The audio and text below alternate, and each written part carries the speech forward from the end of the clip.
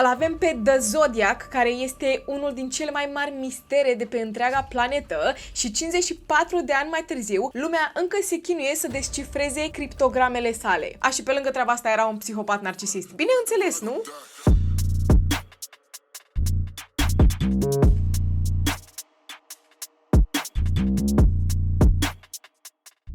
Știam eu de ce am așteptat atâta să fac cazul acesta, abia ce a ieșit documentarul de pe Netflix. Încă nu l-am văzut, ok? Încă nu l-am văzut, dar m-am pregătit mental, spiritual, pentru că este un caz care m-a frustrat extrem de tare. Așa că spunând toate lucrurile astea, puneți măcar aia deoparte, ok? Nu se merită. Dar poftă bună subscriberilor.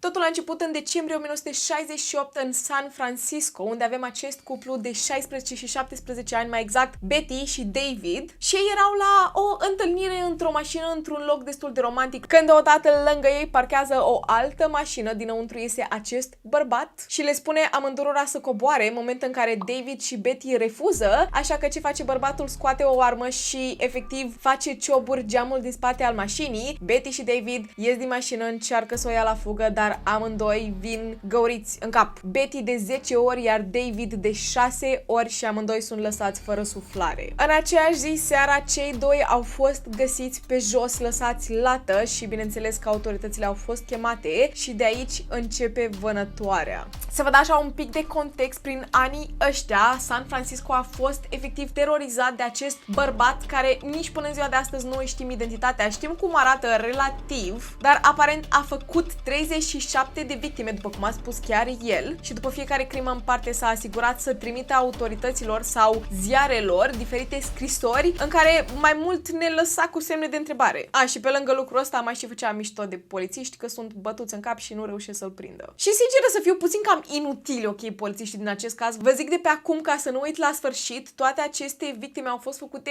în același oraș, dar în sectoare diferite și în aceste sectoare erau diferiți polițiști care se ocupau cu aceste crime, așa că n-au reușit să facă 2+2 din prima și să le lege pe toate și pe lângă treaba asta erau destul de egoiști și fiecare lucra cazul separat, nici măcar nu încercau să lucreze împreună și pe lângă lucrurile astea 1970 nu aveau atât de multă tehnologie ca să descopere, știți voi, probe ADN mult mai bine decât cum avem noi în ziua de astăzi. Așa că da, după primele două victime, The Zodiac, ok, zicem The Zodiac, trecem peste, așteaptă 6 luni de zile liniștit ca să comită următoarele două crime. Avem așa, în anul 1969, o fată de 18 ani pe nume Darlene și un alt băiat de 16 ani pe nume Michael se duceau liniștiți să cumpere artificii pentru ziua independenței. Deodată, ei sunt urmăriți de o mașină și ei observă că sunt urmăriți de această mașină și inițial au crezut că este o mașină de poliție. Așa că intră într-o parcare, bineînțeles că The Zodiac, ok, era The Zodiac, vine după ei și coboară din mașină, le bagă lanterna în față, în momentul în care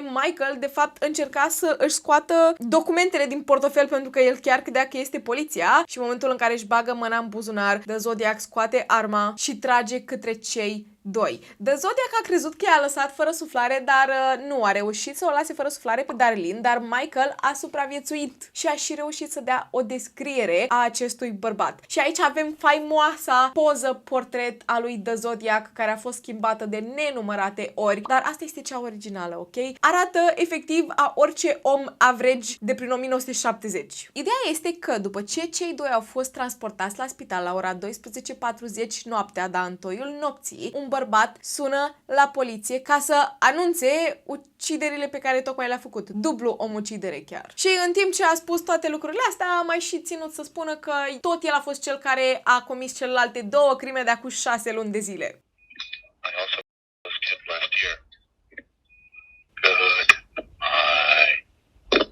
O lună mai târziu, după aceste 4 victime, avem prima scrisoare.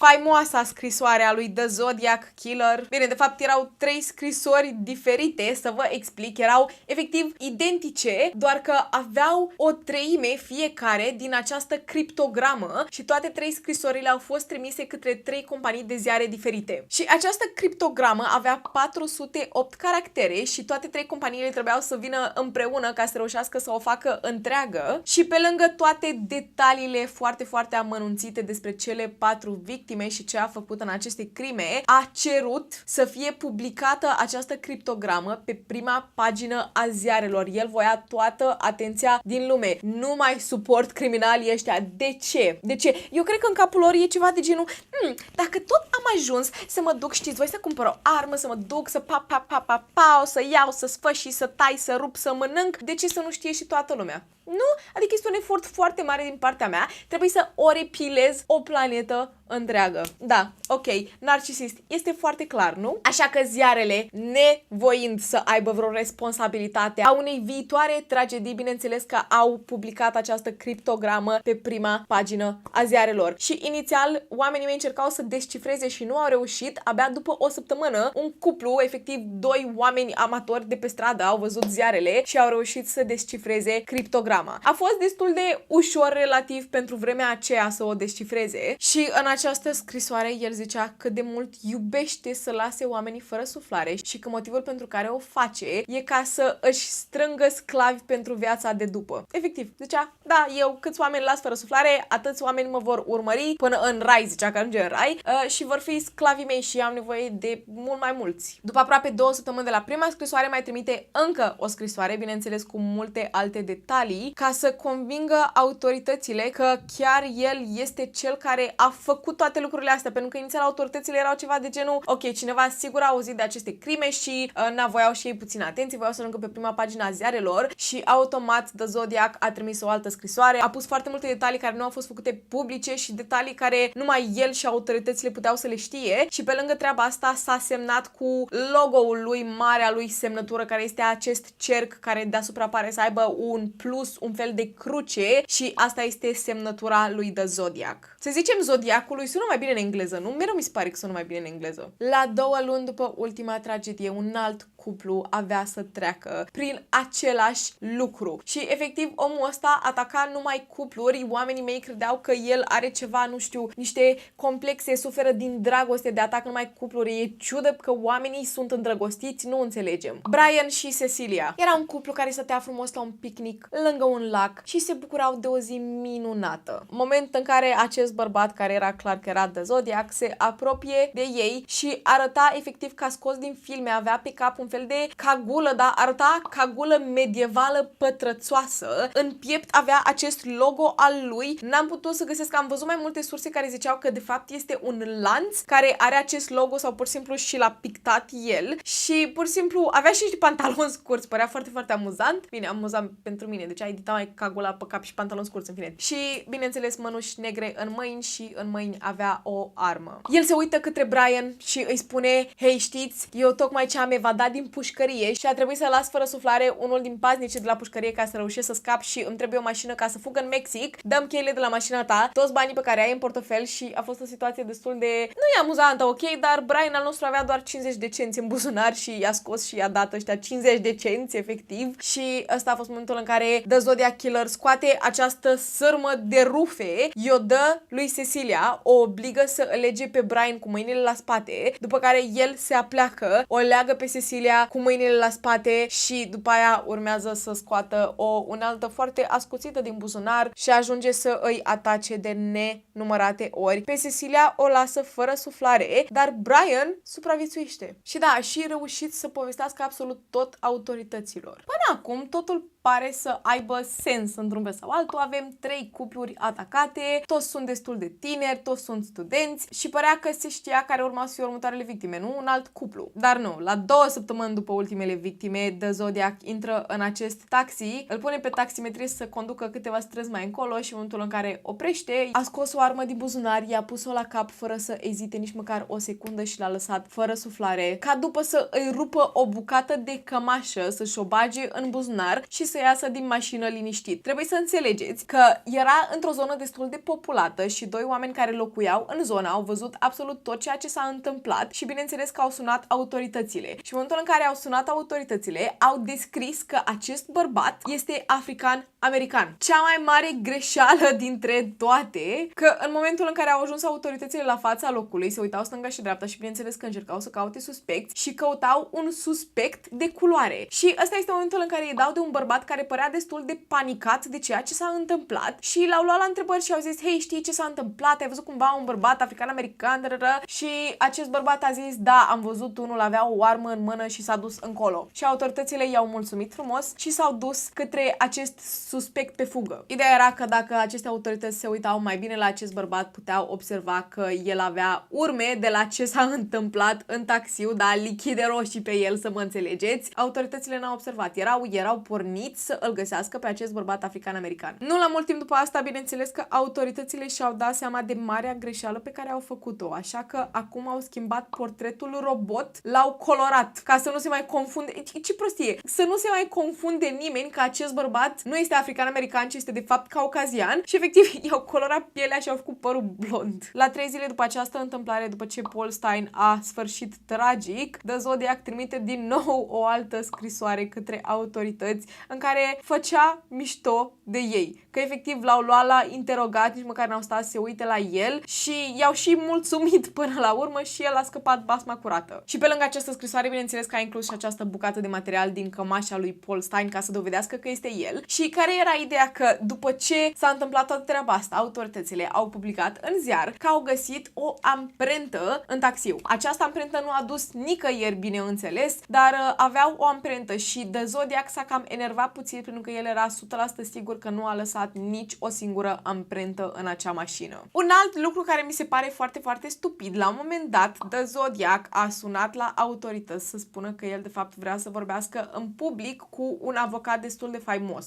Numele avocatului era Melvin Belli și ideea era că el voia să ajungă la această emisiune TV, da, să-l trimită pe Melvin la această emisiune TV și că ei își fac show-ul de dimineață la care aveau să vorbească, The Zodiac să-l sune pe Melvin și să vorbească în direct. Lucru pe care l-au și făcut. 7 dimineața Melvin Belli se duce la această emisiune TV și așteaptă vreo câteva minute ca The Zodiac să îl sune și încep să vorbească. Melvin îl întreabă care este numele lui adevărat și ăsta este momentul în care The Zodiac spune că numele lui este Sam. Îi pune întrebări, îl întreabă: hei Sam, știi de ce faci lucrurile astea? Și Sam spunea că am migrene și aceste migrene au început de când am ucis eu această persoană sub 18 ani și a zis că el nu vrea să se predea pentru că el mai trebuie să lase fără suflare alte persoane sub 18. Și poate vă întrebați, știu că este anul 1970, dar chiar nu aveau nicio modalitate prin care să găsească de unde vine acest apel telefonic, gen, nu știu, o locație GPS? Ba da, au reușit să găsească de unde venea acest apel telefonic și era mai exact o instituție pentru boli psihice și numărul de telefon îi aparținea unui pacient de la această instituție care, bineînțeles, suferea de niște boli mentale. Până la urmă s-a dovedit că totul a fost o minciună. De fapt, acest pacient voia doar puțină atenție și s-a prefăcut că era The Zodiac Killer. În următoarele 2 luni a mai trimis 2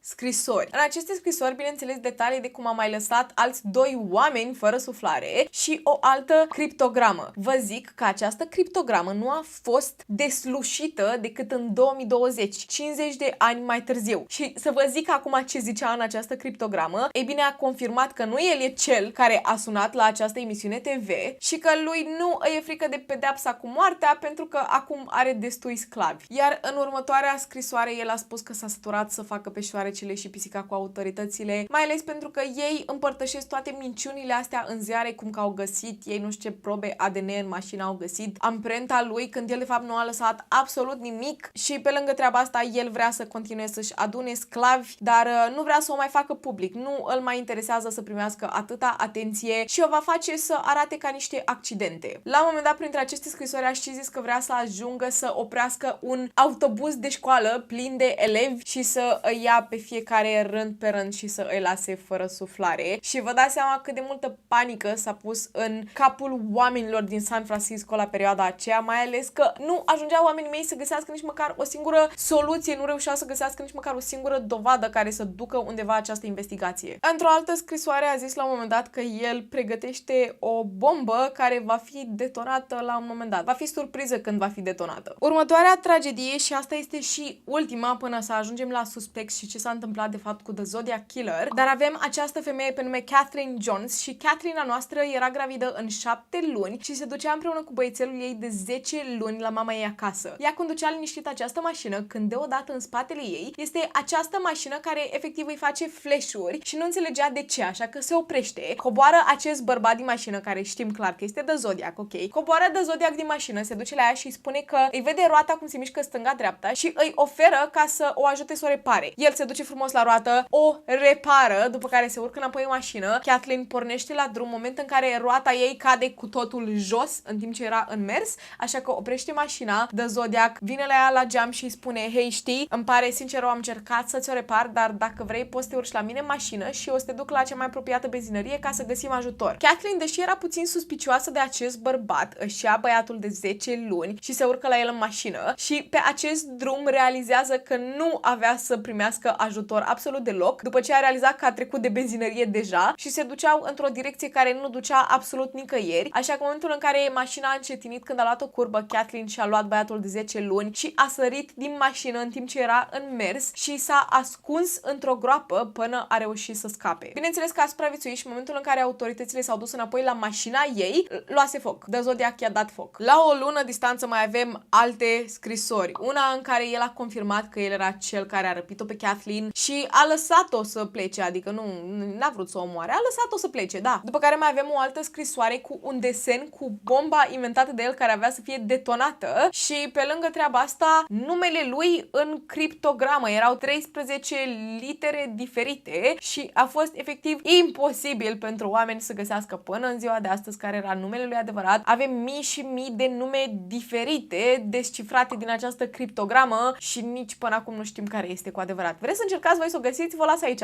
În următorii 4 ani au mai urmat 8 scrisori diferite cu exact aceleași detalii, aparent alte crime pe care el le-a făcut, dar nu au putut fi confirmate și pe lângă lucrul ăsta se vedea că începea să fie din ce în ce mai frustrat pentru că lumea nu îi mai dădea atenție. Oamenii mei își dădeau seama că el vrea din ce în ce mai multă atenție și el nu prea o mai primea. În ultima lui scrisoare din anul 1974 a făcut un review la filmul The Exorcist și a spus că era cel mai amuzant film pe care l-a văzut vreodată și a semnat scrisoarea cu eu 37, poliția din San Francisco 0. Adică asta ar fi însemnat că el a făcut 37 de crime și poliția din San Francisco e proastă. Pentru următorii ani de zile, zeci de oameni au ieșit în față ca să spună că știu cine este The Zodiac Killer. Și trebuie să înțelegeți că foarte mulți dintre ei voiau de fapt atenție, voiau să apară la televizor, voiau să scrie diferite cărți și bineînțeles că astea nu prea au dus nicăieri, dar avem 3 suspecți despre care vreau să vorbesc astăzi, 3 suspecți care mie mi se par, nu știu, unul dintre ei sunt foarte sigură că el era The Zodiac Killer, ok? Primul, mai exact, numele lui era Arthur Lee Allen și Arthur al nostru,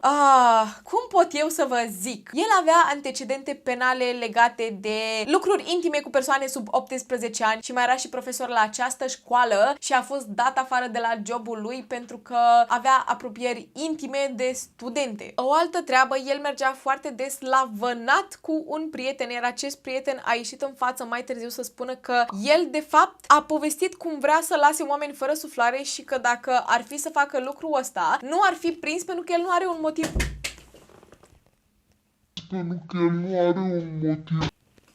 Pentru că el nu are un motiv anume să omoare oamenii ăștia și nu știu, nu ar fi pe lista de suspecți, să spunem așa. Bine, înțeles că Arthur al nostru a negat având această conversație și un alt lucru pe care am uitat să vi-l zic despre The Zodiac Killer, practic în scrisorile lui s-a cam dedus că el era veteran de război. Avea un limbaj care ar fi fost folosit în război, da, pe front și pe lângă treaba asta s-ar fi descoperit la un moment dat o amprentă de papuc, o amprentă de bocanc, care acești bocanci sunt folosiți doar în război, așa că oamenii mei au dedus. Este pur și simplu o suspiciune că The Zodiac a fost în război și Arthur al nostru a fost și el în război. Deci avem așa, Arthur fiind foarte violent în general, antecedente penale, a recunoscut unui prieten că el ar vrea să ucidă oameni, a fost și în război, iar piesa foarte, foarte importantă, el deținea și un ceas. Vreți să știți cum arăta acest ceas? E bine, era de la o companie numită Zodiac și logo-ul companiei era ăsta, era un cerc cu o cruce deasupra. Acest ceas a ieșit înainte ca The Zodiac să fie ieșit în public, să facă toate aceste crime și lumea a presupus că The Zodiac și-a luat de fapt numele și logo-ul, semnătura de la această companie de ceasuri. Și Arthur deținea unul din aceste ceasuri. Alibiul lui Arthur pentru ziua și ora când s-au produs aceste ucideri, ei bine, nu avea unul. Era singur acasă și nu avea nimeni care să fie complicele lui, să spunem așa, care să zică da, măi, am fost cu el acasă, nu a făcut absolut nimic. Deci, practic, nici măcar nu știm unde a fost când s-au întâmplat aceste tragedii. Îl țineți minte pe Michael, cel care a supraviețuit, cred că era al doilea atac? Da. Michael s-a uitat la Arthur și a spus că seamănă foarte bine cu The Zodiac, cel care l-a atacat și deși avem toate aceste dovezi care mie mi se par destul de concrete, ok,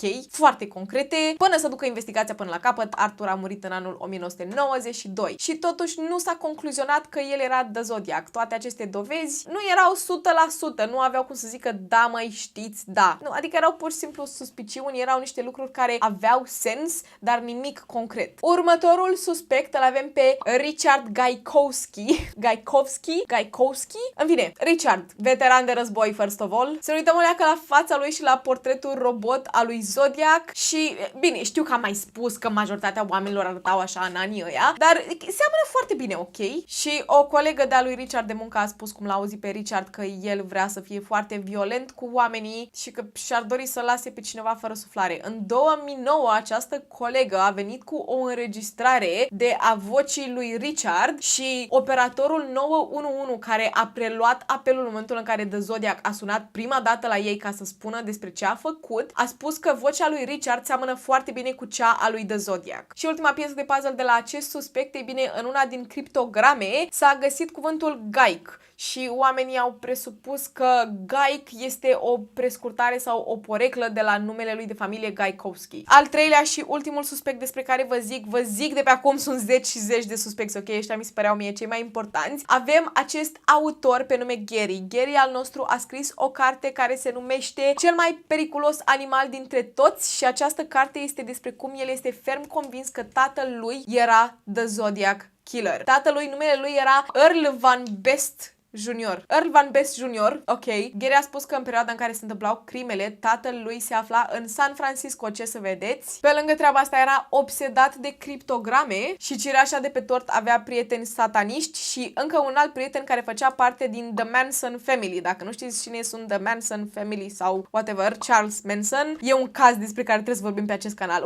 Un alt cult, ok? Un alt cult. Într-un final s-a concluzionat că din nou nu sunt destule dovezi, nu avem nimic concret și până la urmă acest autor a vrut doar atenție pe care a și primit-o. Această carte a fost foarte, foarte virală la momentul acela. Astăzi, 2024, încă nu avem identitatea acestui psihopat, dar dacă stăm să calculăm că el avea în jur de 25-30 de ani în anii 1970, în ziua de astăzi el ar avea în jur de 70 și ceva de ani, deci nici măcar nu știm dacă mai poate să meargă pe propriile picioare, nu știm dacă mai este în viață în primul rând și pe lângă treaba asta el pur și simplu s-a oprit deodată în 1974. De ce s-a oprit? Vrem să știm. De ce s-a oprit? Întrebarea adevărată este câte victime a făcut cu adevărat. Noi știm clar că au fost 7 confirmate, dar am găsit atât de multe surse care spuneau că el a făcut până la 50 de victime. Multe criptograme din acestea încă nu au fost descifrate și bineînțeles că a trebuit să intru pe Reddit. Nu mai pot să intru pe Reddit. Atât de multe teorii, atât de mulți. La un moment dat, unul a venit cu teoria că reporterul care făcea aceste pagini de ziare, care îl publica, care îi dea toată atenția, era chiar el. Una din teorii era că prin anii 1970 a fost războiul din Vietnam și se știe că a fost un război foarte, foarte grafic și că The Zodiac ar fi murit pe front pentru că cum poate el să cercească atât de multă atenție și să fie atât de frustrat că nu primește atenție și deodată să se oprească. Și să se oprească și din ucis, pentru că până la urmă n-au mai reușit să lege foarte multe alte crime de el. Cineva a reușit să găsească numele lui Earl Van Best Jr. în criptograme. Eu mă uit la aceste poze și voi trebuie să realizați că mie îmi trebuie calculator ca să fac 2 plus 2. Deci eu nu înțeleg absolut nimic din ele. Dacă voi, nu știu, mie mi se par a fi hieroglife ceva, nu le-am înțeles. Nu le-am înțeles. Bineînțeles că s-a făcut și alfabetul după aceste criptograme. Și bineînțeles că în ziua de astăzi s-a făcut și un sketch mai realistic cu AI după acest portret și el ar fi arătat întâmplat ceva în genul ăsta. Dar trebuie să înțelegem din nou că vorbim despre anii 1970 și atât puteau, ok? Atât puteau și îi înțelegem, dar în același timp au fost destul de prostuți, ok? Autoritățile au fost destul de prostuțe, pentru că, în primul rând, cum poți tu să greșești culoarea pielii a suspectului și chiar dacă, nu știu, chiar dacă a fost o pură greșeală, ceea ce cred că a fost, bineînțeles, dar cum poți tu să nu suspectezi acest bărbat? Doar ai în cap culoarea pielii a omului, nu te gândești, băi, poate a fost o greșeală, n-a fost secunda aia de inteligență, de neuron să zică, băi, omul ăsta pare o leacă cam prea panicat, nu? Nu? Ok. Dar da, cine credeți că este The Zodiac Killer? Este o întrebare la care am văzut, la un moment dat a zis cineva că este sigur că la un moment dat vom descoperi cine a fost sau va fi un caz închis, doar că deja au trecut 50 și ceva de ani și din câte știu este la un moment dat și un film care se numește Zodiac cu toată povestea acestui om. Nu m-am uitat la el, vă zic sincer, dar din câte am înțeles este unul foarte, foarte mișto. S-a făcut, bineînțeles, multe alte documentare despre acest caz și sunt tare, tare curioasă ce părere aveți voi despre el. Sunt tare curioasă dacă ați auzit alte teorii despre acest bărbat, despre acest psihopat narcisistic. M-am săturat și sunt tare curioasă dacă știați deja de el și dacă știați deja de el și a stat aici doar pentru fața mea. Apreciez din suflet, vă iubesc tare, tare mult. Nu uitați că mă găsiți pe Instagram, TikTok, Twitch și mai avem un alt cont de YouTube care se numește Mia și Ceci. Nu uitați să lăsați un like, comentariu, share, subscribe, tot ce puteți să faceți ca să mă ajutați să creștem acest canal. Dacă vreți să mă susțineți într-un alt fel, puteți să vă alăturați membrilor acestui canal. Acolo aveți videoclipurile în avans și diferite story time din viața mea personală. Iar până trauma viitoare, stay safe. Avem un... Deci te dau afară. Deci te dau afară și îmi iau un la ușă. Uite și tu la el. Luță! N-am cum. Deci n-am cum. Măi, nu pot să filmez cu lumina de afară. Deci tot închid perdeaua și el tot trage de clamă. Te dau afară, serios că te dau afară și mi-au un la ușă până te saturi. Da, îmi pare rău de un minut jumate de văzut un material care nu poate fi folosit.